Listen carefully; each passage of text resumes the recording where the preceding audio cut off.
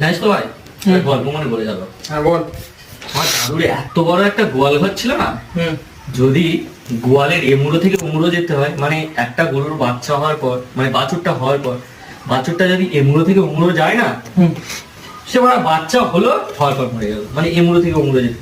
ভাব তাহলে তার মানে কত বড় ছিল গল্পটা, একটু ভাব ভেবে দেয়। তো বোকা চোদা মিথ্যা কথা বলবি, ডায়লগ একটু অল্প দে না। এই মানে কবে যাবি বল আমার দাদুর বাড়ি, কবে যাবি বল? বোকা চোদা ডায়লগ বেশি।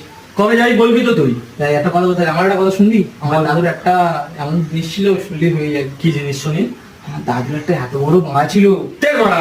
হ্যাঁ রে, শুধু মারা dialogue নেই শুনবি তো, আমরা। কথা শুনতে এত বড় বাঁধা ছিল যে পাড়া থেকে ঘোরাতো বাঁধাটা, ভাড়া তো ব্যাক করতেই হবে ব্যাকে। হ্যাঁ। তো যখন ব্যাক করতো, যে পাড়া থেকে ব্যাক করতো সেই পাড়ার মানে পাড়ার যে মহিলাগুলো সব পেট হয়ে যেত।